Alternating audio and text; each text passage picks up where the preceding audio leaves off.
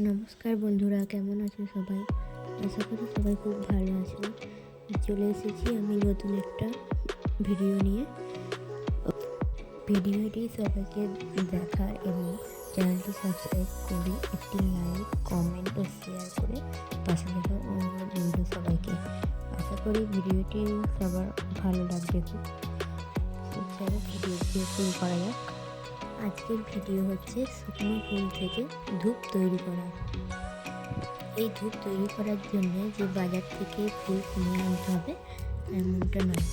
আমরা যে রোজে ঠাকুরকে পুজো করি ফুল নিয়ে, সেই ফুল জমিয়ে করা যায় এবং গাছে যে ফুল শুকনো হয়ে ঝরে পড়ে যায় সেই ফুলগুলো আমরা সংগ্রহ করে ধূপটি বানাতে পারি।